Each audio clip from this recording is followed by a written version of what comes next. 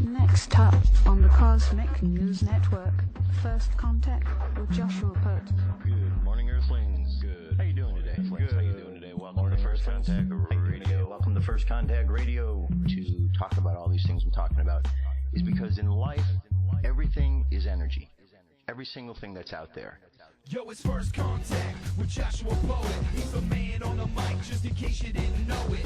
Covering news from all around the globe, from the weather and space to UFOs. He'll talk politics and make you open your eyes. Conspiracy theories and government lies. They'll dig it all up and try to find the proof. Cause it's time to demand the truth. It's time. First Contact Radio. We have time to demand the truth. It's time. First Contact Radio. We have time to demand the truth. It's time. First Contact Radio. It's time to demand the truth. Radio. We have arrived. First Contact. Good morning, Earthlings. How you doing today? Welcome to First Contact Radio. Glad you could be back here today. Let's check out what's going on right here. All right, today's 27th of March. We have two moon signs that are making a transition. The transition completes itself. We could see tonight at 7:10 p.m.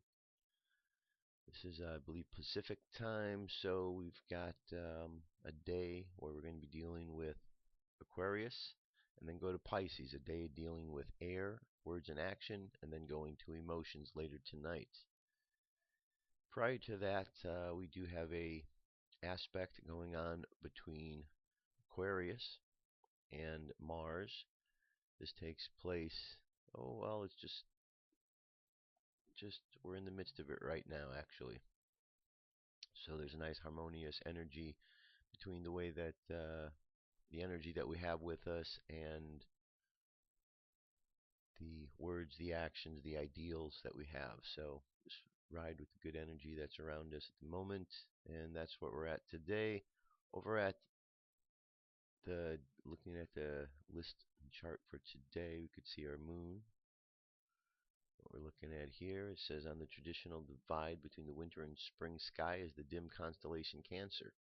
It's between Gemini to the west and Leo at the east. Cancer holds unique object, the beehive star cluster M44 in its middle. The beehive shows to the naked eye a dim, cloudy glow. If your sky is fairly dark, look for a little less than halfway from Pollux to Regulus. With binoculars, it's a map, even in the polluted sky. All right, that's what we're looking at today. And our current moon phase is 13%. So we're making our way down to that new moon, which will be by the weekend time. Let's jump over to the next Mayan Oracle. Today we're at a 5-tone day. 5 tones are called the overtone of radiance. So the kin for today, right in the middle, is the star. Then we have the guide for today, which is the warrior, which is intelligence. The hidden power underneath is the Skywalker, which is exploration. And then we have the challenge for today is the mirror, looking at our own reflection, how life reflects back. The like-minded energy is the monkey, playfulness.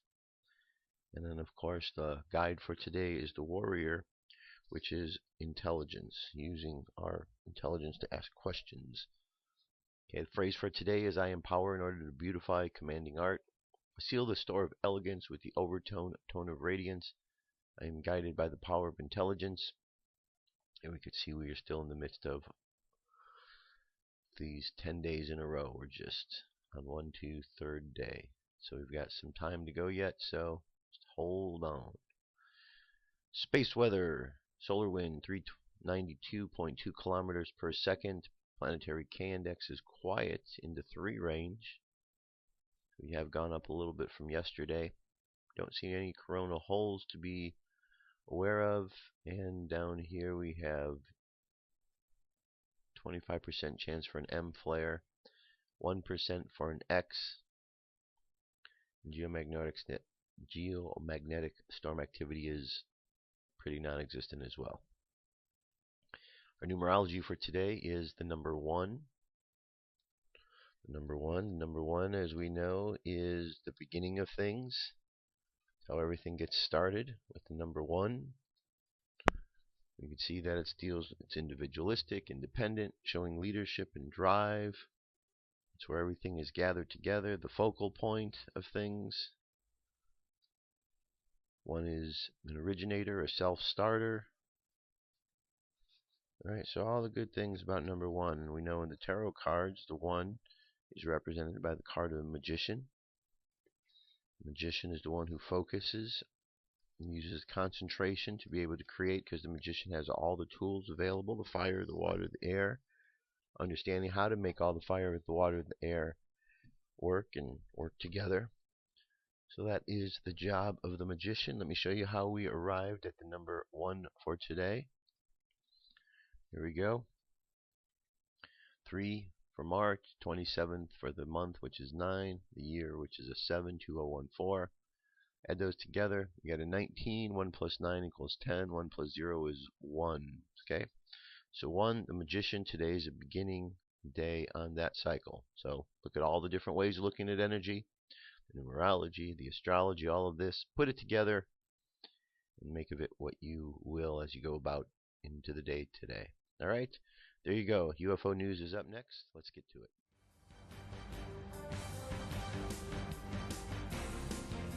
This is the UFO News with Joshua Poet. All right, Dirk, thank you very much. So today, our first story takes us back to Louisiana, and it goes back last month to the 15th. This is the object in question. Doesn't look like a normal bird. Looks very symmetrical. The report sent into Maussan has an amazing triangle UFO that was caught by accident. But there is another UFO, a ring UFO, just above the moon. If we go by saying the triangle UFO is blackish, then the ring UFO may actually be a black disk. I took pictures of the moon from my yard recently when the moon was reported to be close to the Earth. When I reviewed the pics, I noticed the shape. The tips of the wings look very defined. There we go. You definitely see it's very defined. Alright, so Scott's getting a lot of good stuff. Check out the website. This is UFO sightings daily.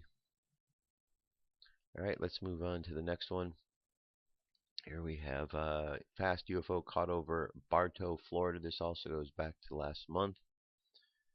This is was testing a new quadricopter and camera platform, just taking some random videos of about 500 feet or more. I did not witness it at the time of the flight. It was not until I started going through the video that I noticed something odd.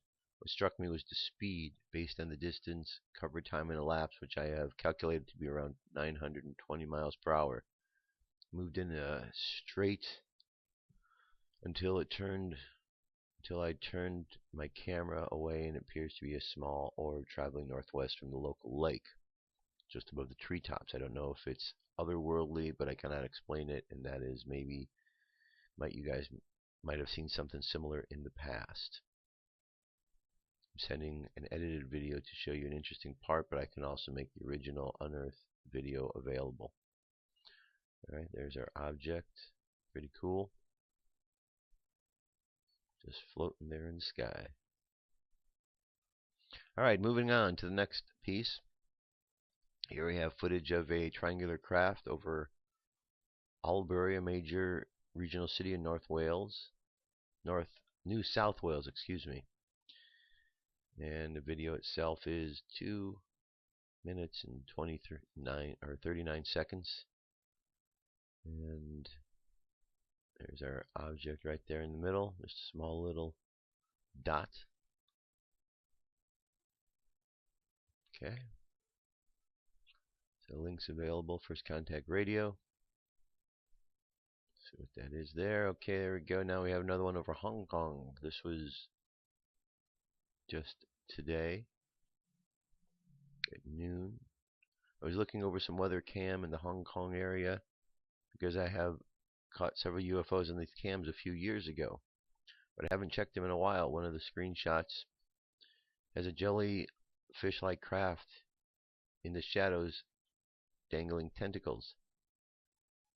The sky is smoggy, but evident the craft is real. This particular cam shows Waglan Island looking north-northwest. There's our object right there.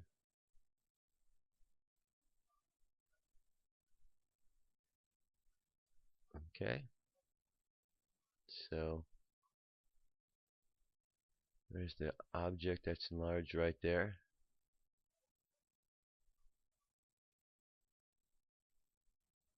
Okay, there you go.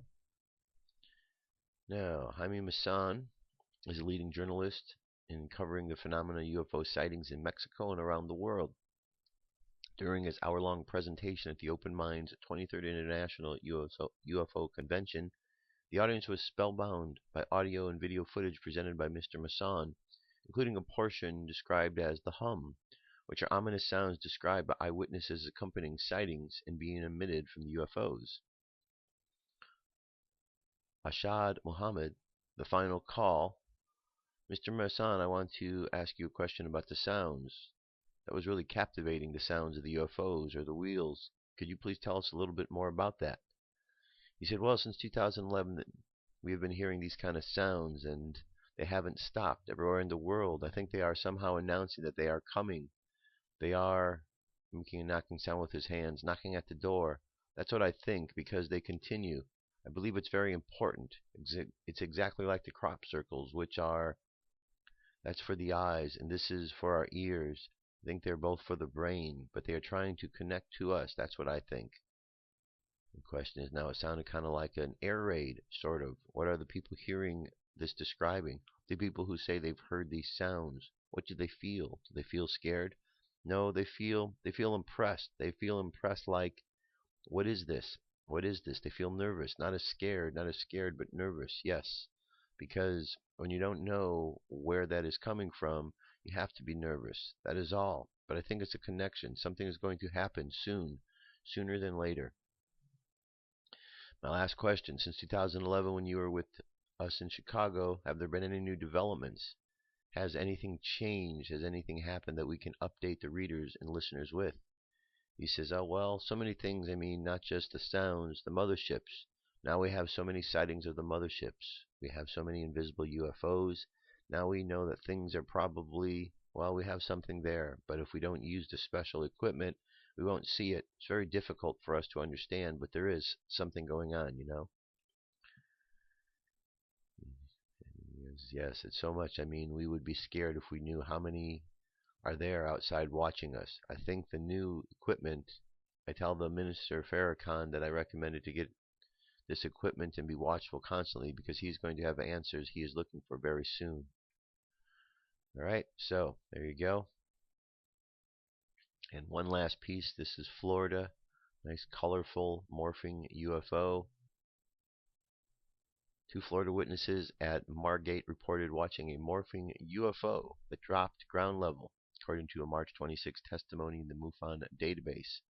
The reported witness and her boyfriend saw a glowing light which first appeared as an airplane and then caused them to look closer as the object was hovering at about 10:59 p.m. This took place on the 28th of March. The more I stared at it and started to sway side to side, then all of a sudden it started coming closer to me, and within seconds it was too close for comfort.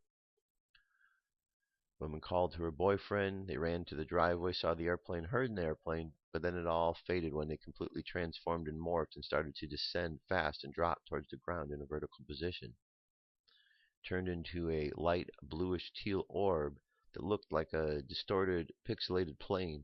At that moment, the thing was literally 10 to 15 feet away from us. It darted towards a baseball field in the area. I kept thinking about what I had just seen, and before I could do anything, I looked to my right, and it was gone. The woman then noticed that her boyfriend was running towards the object, recording it, and soon after the event, they saw the plane moving into the same airspace. The MUFON report was filed on the 26th. A couple of minutes after they ran after him, I noticed that 15-20 planes had passed by.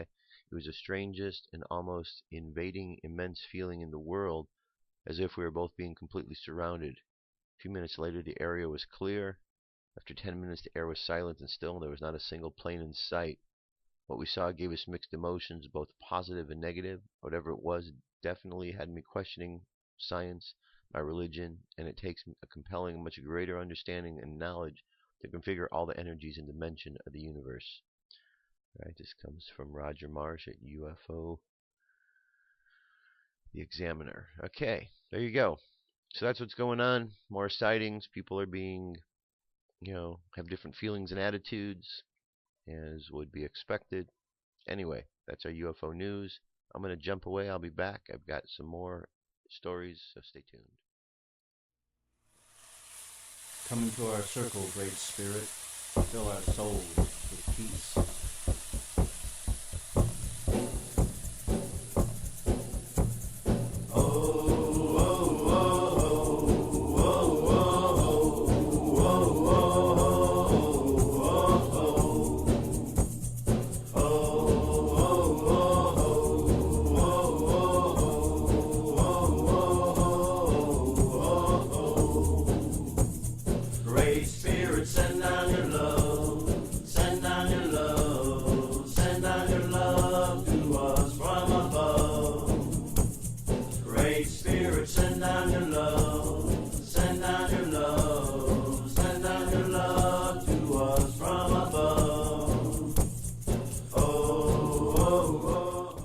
Continue on.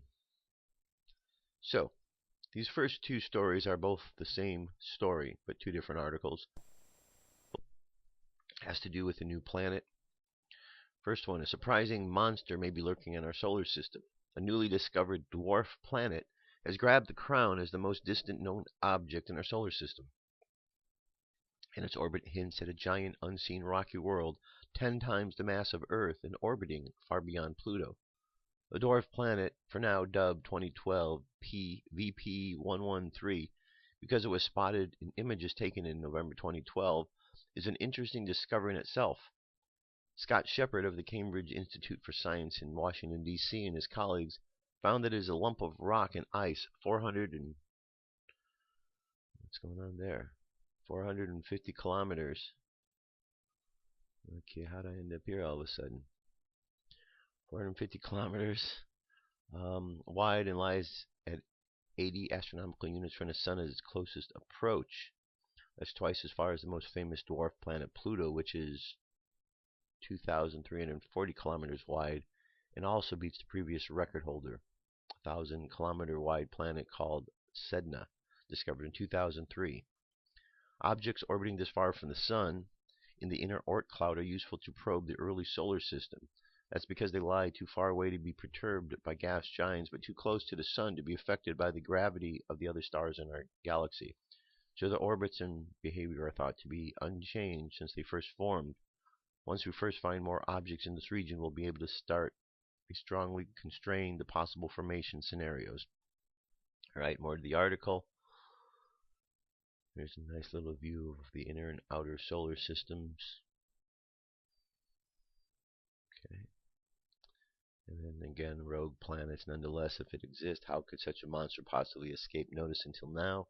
It seems strange, particularly given our recent ability to spot more than 1,000 far distant planets in alien solar systems. But instruments such as NASA's Kepler Space Telescope, which has had particular success in finding such exoplanets, would have no chance of spotting a planet like this one.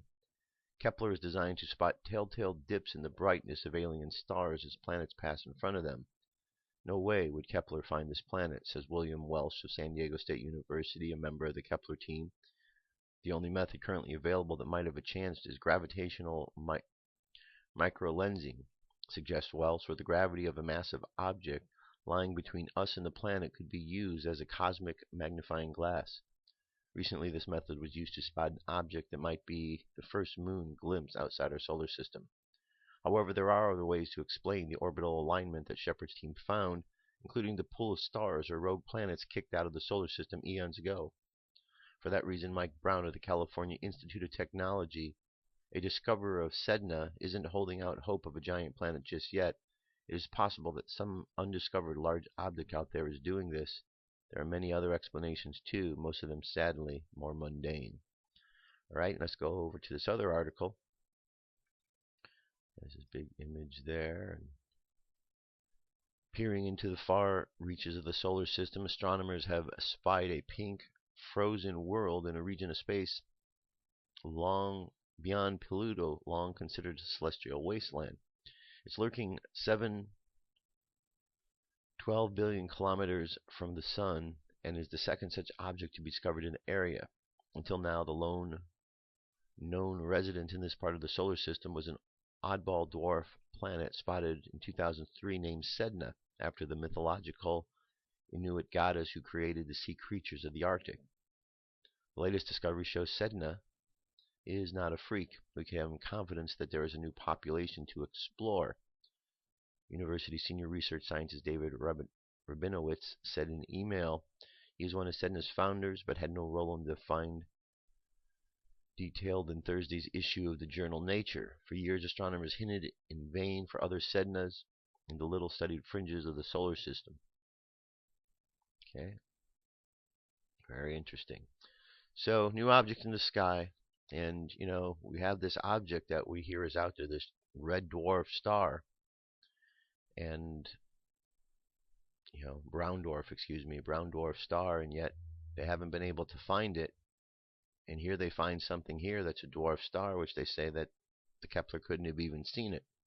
So when scientists tell us that if there was something out there, they would have seen it, you can bet that that's not true, because they're finding things that they're surprised by. Finding things that they're surprised by that are so close when they're looking so far out. How could things get so close to us? So as long as we keep looking, I'm sure we're going to keep finding, and there'll be a lot of interesting findings along the way. All right. What I want to get to here is this Kryballion. Started last week. Just gave you a brief synopsis of it. But today I'd like to get a little bit more in-depth. Go over each one. Okay? Last time we went over the table of contents here. Let's jump forward. An introduction. We take great pleasure in presenting to the attention of students and investigators of the secret doctrines this little work based upon the world-old Hermetic teachings. There has been so little written upon this subject, notwithstanding the countless references to the teachings in the many workers upon the occultism, that the many earnest researchers after the arcane truths will doubtless welcome the appearance of this present volume. The purpose of this work is not the enunciation of any special philosophy or doctrine, but rather it is to give the students a statement of the truth that will serve to reconcile the many bits of occult knowledge that they may have acquired, but which are apparently opposed to each other, and which often serve to discourage and disgust the beginner in the study. Our intent is not to erect a new temple of knowledge, but rather to place in the hands of the student a master key with which he may open many inner doors at the temple of mystery through the main portals he has already entered.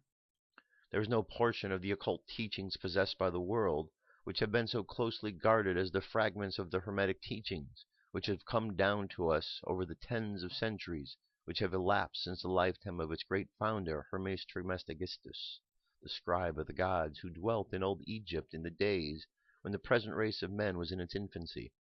Contemporary with Abraham, and if the legends are true, an instructor of that venerable sage, Hermes was and is the great central sun of occultism, whose rays have served to illuminate the countless teachings which have been promulgated since his time.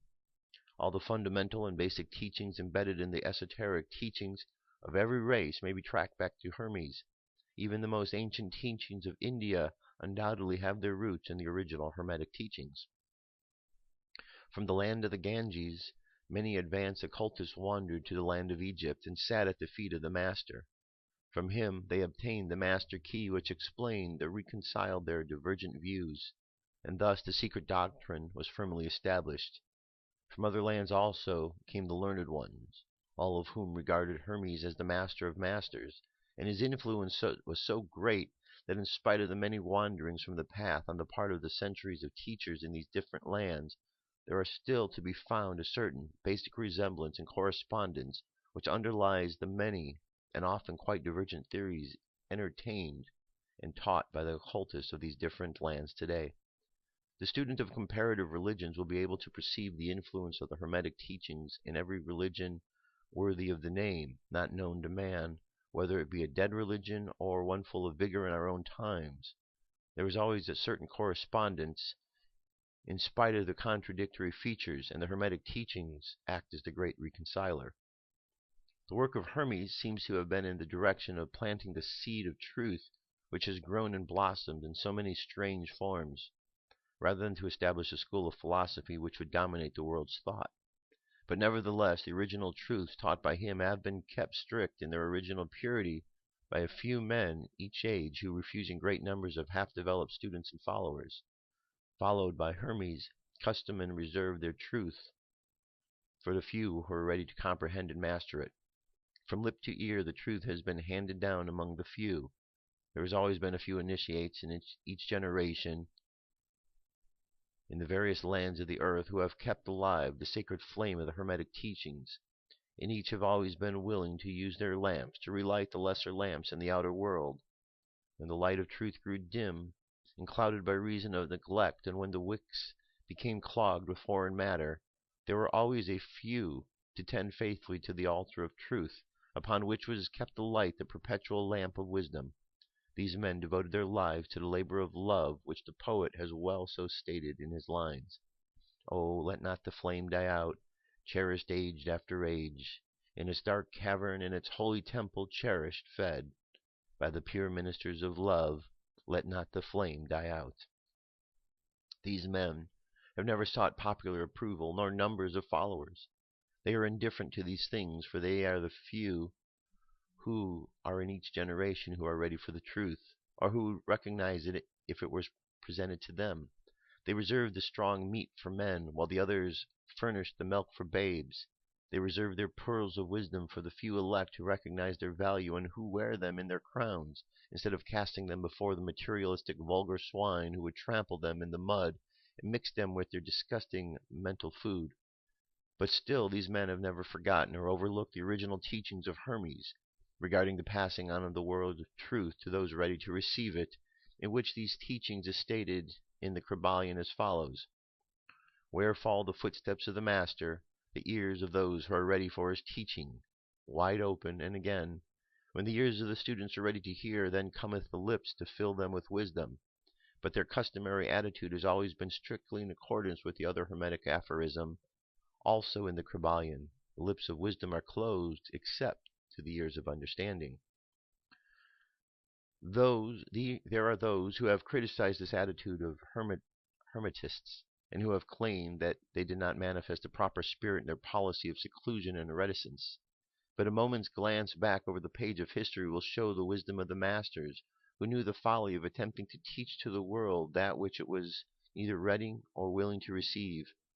The Hermeticists have never sought to be martyrs, and have instead sat silently aside with a pitying smile on their closed lips, while the heathen raged noisily about them in their customary amusement of putting to death and torture the honest but misguided enthusiasts who imagined that they could force upon a race of barbarians the truth capable of being understood only by the elect who had advanced along the path. And the spirit of persecution has not yet died out in the land. There are certain Hermetic teachings, if widely promulgated, would bring down the great teachers upon the great teachers a great cry of scorn and revilement from the multitude, who would again raise the cry of crucify, crucify. In this little work, we have endeavored to give you an idea of the fundamental teachings of the Kryballion, striving to give you the working principles, leaving you to apply them yourselves rather than attempting to work out the teachings in detail. If you are a true student, you will be able to work out and apply these principles. If not, then you must develop yourself into one, for otherwise the Hermetic teachings will be as words, words, words to you. Words, words, words. Okay? So, you ready to delve in? I gave you a little bit of an intro to this last week. But let's just jump into these 7 principles. Again, here we have them. The 7 Hermetic principles: mentalism, correspondence, vibration, polarity, rhythm, cause, effect, and gender. All right, let's take a further look here. Let's look at the very first one. Chapter 1. The lips of wisdom are closed except to the ears of understanding. It's a quote from the Kryballion. From old Egypt have come the fundamental esoteric and occult teachings which have so strongly influenced the philosopher of all races, nations, and peoples for several thousands of years. Egypt, the home of the pyramids and the Sphinx, was the birthplace of the hidden wisdom and mystic teachings. From her secret doctrine, all nations have borrowed. India, Persia, Chaldea, Media, China, Japan, Assyria, ancient Greece, and Rome, and other ancient countries partook literally of the feast of knowledge which the Hierophant and the masters of the land of Isis so freely provided for those who came prepared to partake of this great store of mystic and occult lore which the masterminds of the ancient land had gathered together. In ancient Egypt dwelt the great adepts and the masters, who have never been surpassed and who seldom have been equaled, during the centuries that have taken their processional flight since the days of the great Hermes. In Egypt was located the great lodge of lodges of the mystics. At the door of the temple entered the neophytes who afterwards, as hierophants, adepts, and masters, traveled to the four corners of the earth, carrying with them the precious knowledge that they were ready, anxious, and willing to pass on to those who were ready to receive the same. All students of the occult recognized that the debt they owed to these venerable masters of the ancient land. But among these great masters of ancient Egypt, there once dwelt one of whom masters hailed as the master of masters. This man, if man indeed he was, dwelt in Egypt in their earliest days. He was known as Hermes Trismegistus. He was the father of the occult wisdom, the founder of astrology, and the discoverer of alchemy. The details of his life story are lost to history owing to the lapse of the years, though several of the ancient countries disputed with each other in their claims to the honor of having furnished the birthplace, and this thousands of years ago. The date of his sojourn to Egypt, and that his last incarnation on the planet, is not known, but it has been fixed as the early days of the oldest dynasties of Egypt, long before the days of Moses. The best authorities regard him as a contemporary of Abraham, and some of the Jewish traditions go far as to claim that Abraham himself acquired a portion of his mystic knowledge from Hermes himself. As the years rolled by after the passing from the plane of life, the Egyptians deified Hermes and made him one of their gods under the name of Thoth. Years after, the people of ancient Greece also made him one of their many gods, calling him Hermes, the god of wisdom. The Egyptians revered his memory for many centuries, yes, tens of centuries, calling him the scribe of the gods and bestowing upon him distinctively the ancient title Trismegistus, which means the thrice great, the great, the greatest great, etc. In all the ancient lands, the name of Hermes Trismegistus was revered, the name being synonymous with fount of wisdom. Even to this day, we use the term hermetic in the sense of secret, sealed so that nothing can escape, etc. And by this reason of the fact that the followers of Hermes always observed the principle of secrecy in their teaching.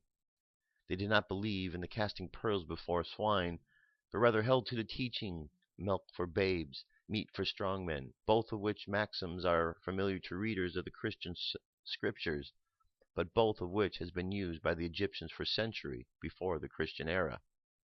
And this policy of careful dissemination of the truth has always characterized the Hermetics, even to the present day.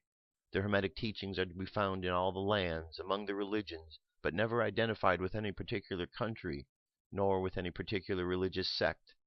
This because the warning of the ancient teachers against the secret doctrine to become crystallized into a creed. The wisdom of this caution is apparent to all students of history. The ancient occultism of India and Persia degenerated and was largely lost owing to the fact that the teachers became priests and so mixed theology with the philosophy. The result being the occultism of India and Persia has been gradually lost amidst the mass of religious superstition, cults, creeds, and gods. So it was with ancient Greece and Rome. So it was with the Hermetic teachings of the Gnostics and the early Christians, which were lost at the time of Constantine, whose iron hands smoldered philosophy with the blanket of theology, losing to the Christian church that which was its very essence and spirit, and causing it to grope throughout several centuries before it found the way back to its ancient faith. The indications apparent to all of this careful observers in the 20th century being the Church is now struggling to get back to its ancient mystic teachings.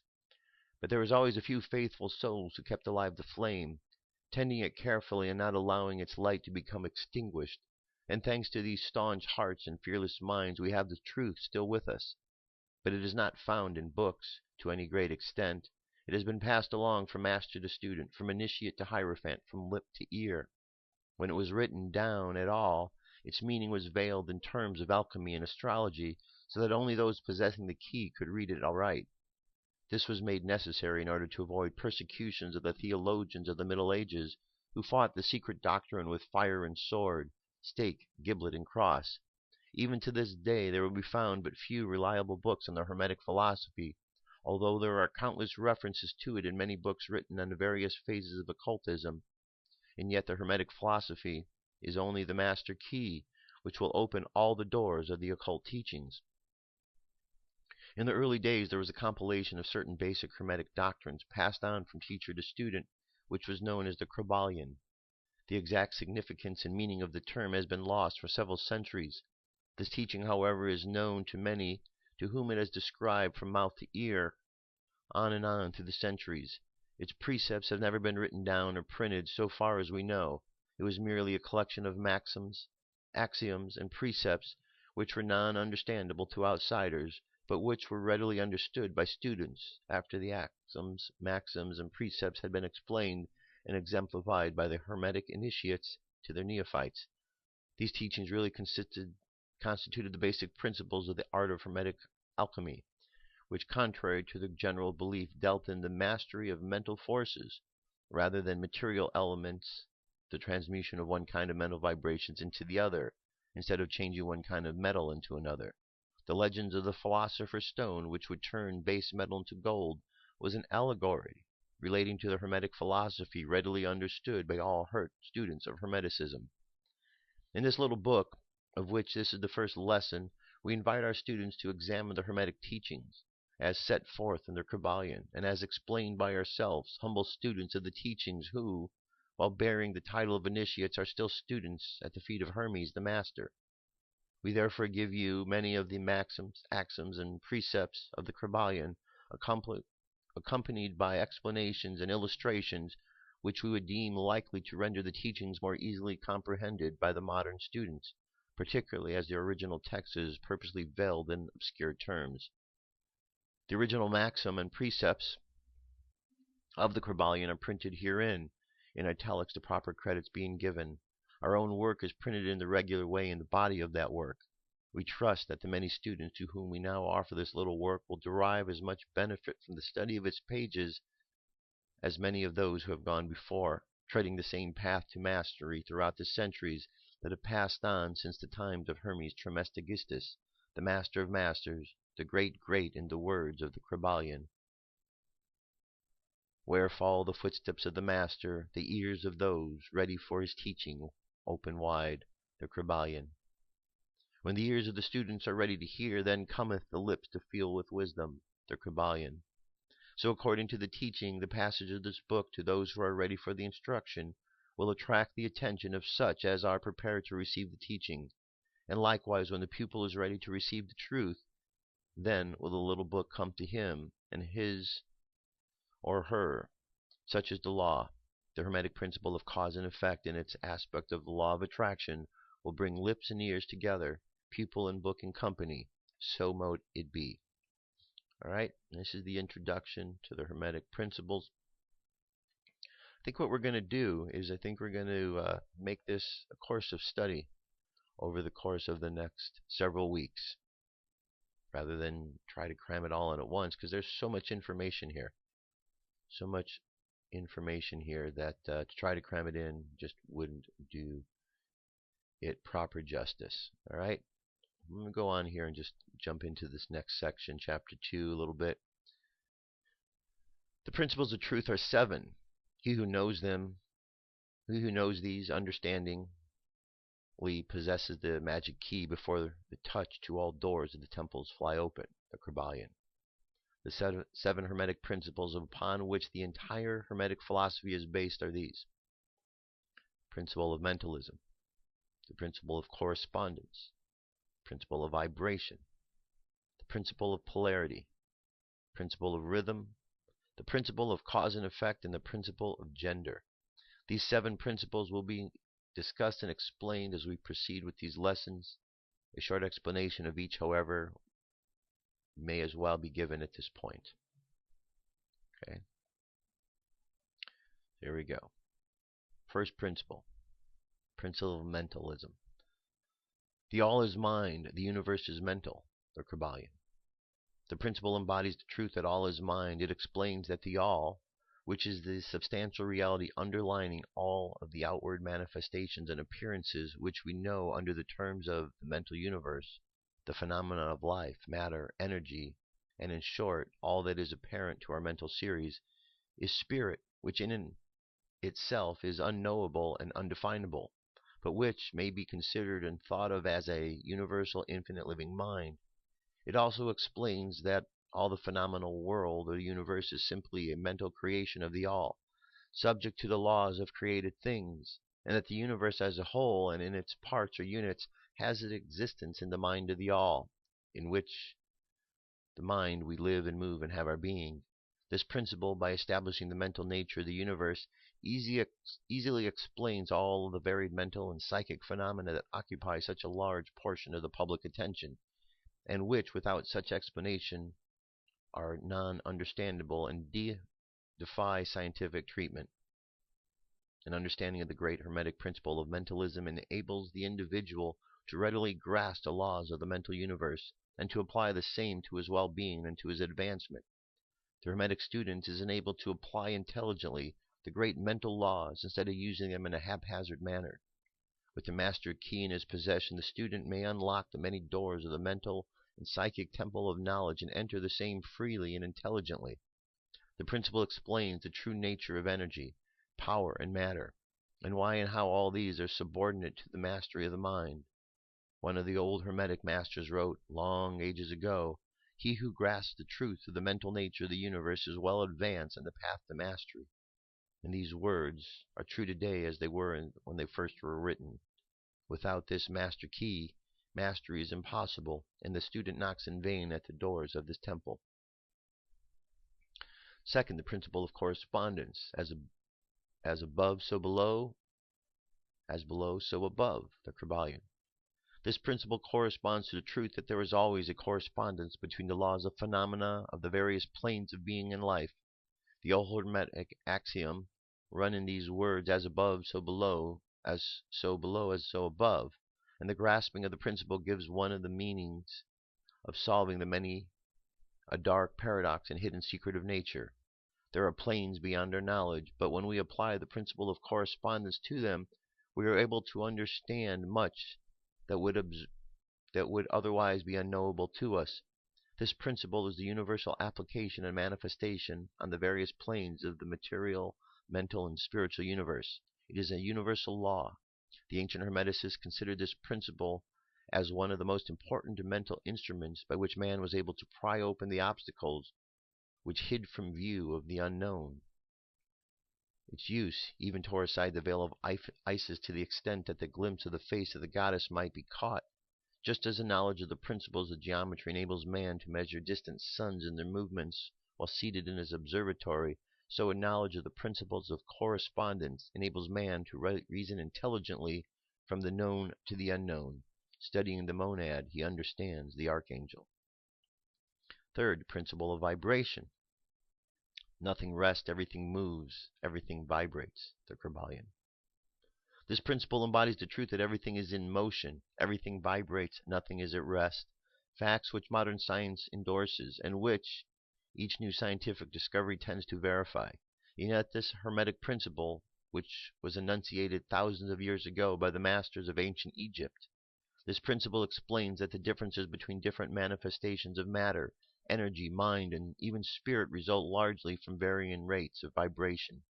From the all, which is pure spirit, down to the grossest form of matter, all is in vibration. The higher the vibration, the higher the portion of the scale. The vibration of spirit is as such an infinite rate of intensity and rapidity that they're practically at rest, just as the rapidly moving wheel seems to be motionless.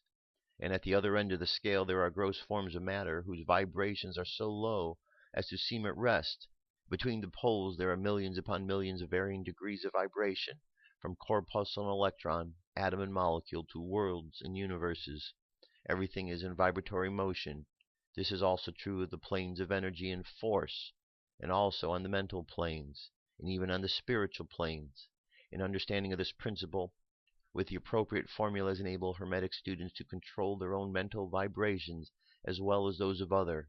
The masters also apply this principle to the conquering the natural phenomena in various ways. He who understands the principle of vibration has grasped the scepter of power, says one of the old writers. 4. The principle of polarity. Everything is dual, everything has poles, everything has its pair of opposites, and like and unlike are the same. Opposites are identical in nature, but different in degree. Extremes meet. All truths are but half-truths. All paradoxes may be reconciled. The Kybalion. This principle embodies the truth that everything is dual. Everything has two poles. Everything has its pair of opposites, all of which were old Hermetic axioms. It explains the old paradoxes that have been perplexed by so many, which have been stated as follows. Thesis and antithesis are identical in nature, but different in degree. Opposites are the same, differing only in degree. The pairs of opposites may be reconciled. Extremes meet. Everything is and isn't at the same time. All truths are but half-truths. Every truth is a half-false. There are two sides to everything, etc., etc., etc. It explains that everything there are two poles or opposite aspects, and that opposites are really only two extremes of the same thing, with varying degrees between them. To illustrate, heat and cold, although opposites, are really the same thing. The difference consistently merely of the degrees of the same thing. Look at your thermometer. See if you can discover where heat emanates and where cold begins. There is no such thing as absolute heat or absolute cold. The two terms, heat and cold, simply indicate varying degrees of the same thing, and the same thing which manifests as heat and cold is merely a form, a variety, and rate of vibration. So heat and cold are simply the two poles of that which we call heat, and the phenomenal attendant thereupon are manifestations of the principle of polarity. The same principle manifests in the case of light and darkness, which are the same thing, the difference consisting of the varying degrees between the poles of the phenomena. Where does darkness leave off and light begin? What is the difference between the large and the small, between the hard and the soft, between the black and the white, between the sharp and the dull, between noise and quiet, between high and low, between positive and negative? The principle of polarity explains these paradoxes, and no other principle can supersede it. The same principle operates on the mental plane. Let us take a radical and extreme example of that love and hate, two mental states apparently totally different, and yet there are degrees of hate and degrees of love, and a middle point in which we use the term like or dislike, which shade into each other so gradually that sometimes we are at a loss to know whether we like or dislike or neither. And all are simply degrees of the same thing, and if you will see it, but you will think for a moment.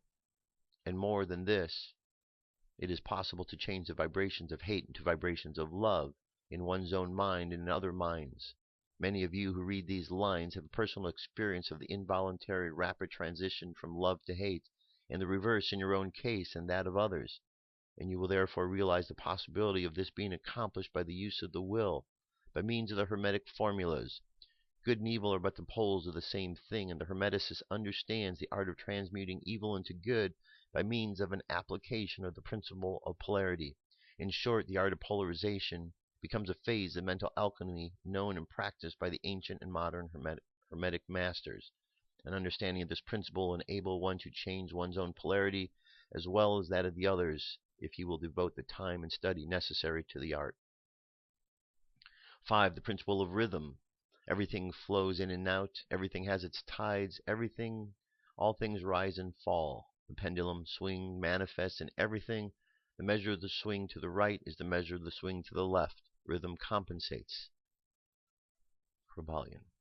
This principle embodies the truth that everything there is manifested is a measured motion, to and fro, a flow and an inflow, a swing backward and forward, a pendulum-like movement, a tide-like ebb and flow, a high tide, a low tide. Between the two poles which exist in accordance with the principle of polarity, described a moment ago. There is always an action and a reaction, an advance and a retreat, a rising and a sinking. This is the affair of the universe, suns, worlds, men, animals, mind, energy, and matter. The law is manifest into creation and destruction of worlds, in the rise and the fall of nations, in the life of all things, and finally in the mental states of man. The Hermeticists have grasped this principle, finding its universal application, and have also discovered certain means to overcome its effects in themselves by the use of the appropriate formulas and method. They apply the mental law of neutralization. They cannot annul the principle or cause it to cease its operation, but they have learned how to escape its effects upon themselves to a certain degree, depending upon the mastery of the principle. They have learned how to use it instead of being used by it, and in this and similar method consists the art of the Hermeticists. The master of the Hermetics polarizes himself at the point at which he desires to rest, and then neutralizes the rhythmic swing of the pendulum, which would tend to carry him to the other pole. All individuals who have attained any degree of self-mastery do this to a certain degree, more or less unconsciously, but the master does this consciously and by the use of his will. He obtains a degree of poise and mental firmness almost impossible to belief on the part of masses who are swung backward and forward like a pendulum. This principle and that of the polarity have been closely studied by the Hermeticists, and the methods of counteracting, neutralizing, and using them form an important part of Hermetic mental alchemy. 6. The principle of cause and effect. Every cause has its effect. Every effect has its cause. Everything happens according to law. Chance is but a name for law not recognized. There are any planes of causation, but nothing escapes the law. For Kybalion. This principle embodies the fact that there is a cause for every effect, an effect from every cause. It explains that everything happens according to the law and that nothing ever merely happens, that there is no such thing as chance, and that while there are various planes of cause and effect, the higher dominating the lower planes, still nothing ever entirely escapes the law. The Hermeticists understand the art and the method of rising above the ordinary plane of cause and effect to a certain degree, and by mentally rising to a higher plane, they become causers instead of effects. The masses of people are carried along, obedient to environment, the wills and desires of others stronger than themselves, heredity, suggestion, and other outward causes moving them like pawns on the chessboard of life. But the masters, rising to the plane above, dominate their moods, characters, qualities, and powers, as well as the environment surrounding them, and they become masters instead of pawns. They help to play the game of life instead of being played and moved about by other wills and environment. They use the principle instead of being its tools. The masters obey the causation of the higher planes, but they help to rule on their own plane. In this statement, there is condensed a wealth of Hermetic knowledge. Let him read who can. And the last principle is the principle of gender. Gender is in everything. Everything has its masculine and feminine principles. Gender manifests on all planes. The Kryballion. This principle embodies the truth that there is gender manifested in everything, the masculine and the feminine principles ever at work. This is not true only on the physical plane, but the mental and even the spiritual planes.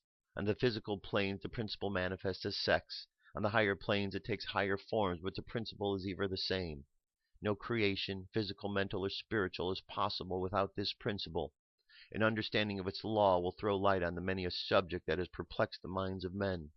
The principle of gender works ever in the direction of generation, regeneration, and creation. Everything and every person contains the two elements of the principles, or this great principle within it, him or her. Every male thing has a female element also. Every female contains also the male principle. If you were to understand the philosophy of mental and spiritual creation, generation, and regeneration, you must understand and study this Hermetic principle. It contains the solution of many mysteries of life.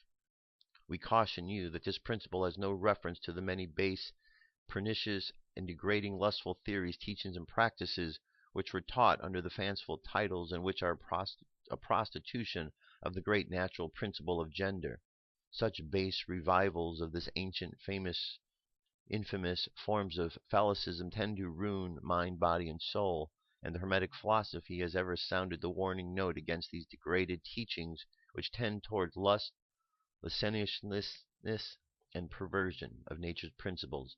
If you seek such teachings, you must go elsewhere for them. Hermeticism contains nothing for you along these lines. To the pure, all things are pure. To the base, all things are base. All right, no, that was a little bit lengthy, but there's a good summary of the 7 principles. This link is available, so you can check it out on your own. Next week, I'm going to go back to the first principle, and we're just going to go over the next 7 weeks. I'm going to do one every week. All right, so we can really get into the study, really learn a lot about this, rather than just take it as a, just a brief study. All right, there you have it. That's the Kryballion. Let's move on to this next story here. 20 ingredients to memorize and avoid in any food you consume. This is a good list just to keep touch, because I know we're all paying attention to what goes into our bodies. Artificial flavors, colors, preservatives, emulsifiers, sweeteners have saturated the food supply for more than 4 decades. We are on the precipice of discovering what our toxic food industry has done to our bodies and our environment. There is a heightened awareness and a sense of caution in the minds of most grocery shoppers, so let's make it easier for them. Here are 25 of the most common toxic ingredients you must avoid in foods. The discovery of even one of these ingredients on a food label means stay away. So here we go. Artificial flavors, enriched wheat, hydrogenated or fractionated oils, monosodium glutamate, sugar, high fructose corn syrup, potassium benzoate and sodium benzoate, artificial coloring, asulfamate K, sucralose, aspartame, BHT and BHA, propylgolate, sodium chloride, soy, corn, potassium sorbate, soy lecithin, polysorbate 80, canola oil. Alright, so there's 20 things on the list there. We've certainly talked about them from time to time in the show, so I'm not going to go over them. I'm just going to leave the link available. You can go check it out and read them all on your own, okay? And that brings us to our channeled message for today. This is a channeled message from the Self. Check it out. A fund. Spring Equinox Birthing Quantum Consciousness. Message from Self. March 25, 2014. The rebirth of unification is here as the spring equinox is amplifying the oneness as a collective consciousness. So now as we all allow the integrations of our personal journeys to take place, by embracing our I Am presence and Christ selves, we shall now continue this journey ahead with the actualization of our former presences known as our Lemurian embodiments. In those times our Lemurian consciousness and embodiments were of a very high and refined rate. In those days we stood beyond the need for a physical expression as we were lifted up in a higher state of awareness. Those were light bodies we were embodying at that time, and so there was a shift in consciousness simultaneously as we were bypassing the borders of death and taking on the form of a light body. In this now moment all is about to change swiftly, and it will be noticed with your own awareness as the collective consciousness is being infused with a tremendous amount of energy fields that align with the great central sun. The cosmic order and level of understanding upon this plane is reaching its first immense of quantum consciousness, whereby the first human beings are exploring in this state of being and are gifted with the opportunities to not only explore but to become a quantum consciousness into embodiment as well. This quantum consciousness that you will start to embody is being activated as we speak, this through the energies of the portal of the spring equinox along with the assistance of cosmic light integrations, solar flare upgrades and photon energy waves, which all assist by being embraced and allowed upon your personal reality and plane of existence. The first troops that march towards global ascension and pure consciousness through awareness and being, are those that will start to experience the grand evolution of their inner self in grand ways. And as the collective is finding its balance through release and cleansing, through healing and rebirth, the collective consciousness too will reach its quantum consciousness in time as all goes through the personal gates first. The spring equinox gateways will now amplify that which was already in creation for so long in your personal experience and reality and give it a way to be in existence. It will become even more obvious that nothing will last anymore and that every day is a new gateway and opportunity for you to retrieve that which you wish to retrieve. It all goes through consciousness and conscious interaction with all the various levels of the self, as to where you shall become aware of those and start to infiltrate these levels into your own awareness and reality. As to these infiltrations, those are your own actions and steps of evolution that you start to embody through consciousness rising and through merging with your higher levels of being. Everything that is lacking will become so obvious that you cannot miss it anymore, which will allow you the opportunity to step into a connection with it and show you what it is that you represent as a whole. This beautiful shift is what you call ascension, and it is the yearning for freedom, wholeness, and oneness, beauty and love. It is all you. As the summer solstice is approaching on its pace through the length of the spring equinox existence, the inflaming of your personal growth and expansion will come into the picture, bringing the amplification of your highest level of being into experience and exploring. It is your time to play with your own rules, so it is best to do this in love always, so that your own personal reality and the realities of those around you can be experienced in love and grace. Please do enjoy this time of being. There is so much more that you might not be aware of at this time that is unfolding upon your plane. Always look at the greater picture in front of you where everything is concluded. Do not stare at the details of it, but look at the greater whole. Everything is a completion of one another, making this puzzle of ascension such a cosmic event. Spare your forces and energies for only that which counts for you at this time, with the best interest for all. Remember that the more you work on yourself and through yourself, the more the grid of the entire collective is being infused with what you are ascending at this time. You shall work more on inner exploration through outer experiences, which are in fact the reflections of your inner awareness. More inside being as the outer layers are moving ahead and are being released, so that there will never be an old you but every now moment a renewed you into infinity. With love, Lady Portia, Meline Lafont. I am that I am. Alright, very nice message for today. Very nice message indeed. So that's going to bring us to our meditation for today. So let's go ahead and close your eyes. Take a deep breath. And exhale. Take another deep breath. And exhale again. One more. Inhale. And exhale. Now, just feel the breath going back and forth within your body as you inhale and exhale. Contemplate the words of today's affirmation. Everyone deserves to live a good life, including me. Everyone deserves to live a good life, including me. And just contemplate that idea and allow yourself to understand that you deserve the goodness in your life that you want. And so we think of goodness, and we think of this goodness happening to ourselves, and we think of it happening to others as well. And let us contemplate the different principles that we just went over, these hermetic principles. Just let them reverberate in our mind. The principle of mentalism, the principle of correspondence, the principle of vibration, the principle of polarity, the principle of rhythm, the principle of cause and effect, and the principle of gender. And just allow your mind just to contemplate these ideas. Allow your mind to go into the subconscious to help you understand what each of these principles are about. Understanding them from different levels of understanding. Let's imagine ourselves going through life completely understanding all of these principles and how energy works, and moving through life smoothly and effectively. Let's imagine our communications with others affected in a positive manner by our understanding. Let's imagine the way in which we interact with the world is much better because of these understandings. And let's imagine now with our mind a planet that is filled with only goodness.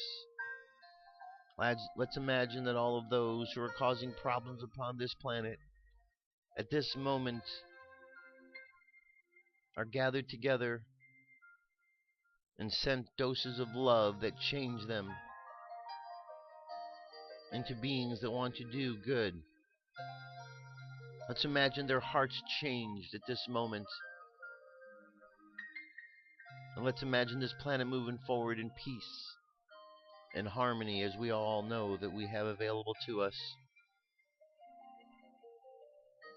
So as we go into the world today, let's just go on a journey of sending out love and observing the world around us, that we may understand better what is happening. And as we do so, let's bring our conscious mind back to the present moment, while that unconscious mind continues on that journey of understanding and of love. 3, coming back to the present moment filled with confidence. Take a deep breath and exhale. 2, coming back to the present moment filled with faith. Take another deep breath, exhale. And 1, coming back to the present moment, happy, healthy, and whole. Happy, healthy, and whole. Take one more deep breath. And as you exhale, just exhale out anything that needs to be let go of. And as you do, open your eyes. And that's it, my friends. That's our show for today. Thank you very much for being here. We can make a positive change in the world. Remember the first principle, the all is mind. So we can affect the mind because we're all connected to it. So let's affect it in a positive way by putting positive out each and every day. And this world will be the world that we know it can be. A world of love, of light, positivity, and everybody succeeding. I'll be back tomorrow with more news and information. You have an awesome day, and I'll talk to you soon. Peace. I'm out of here.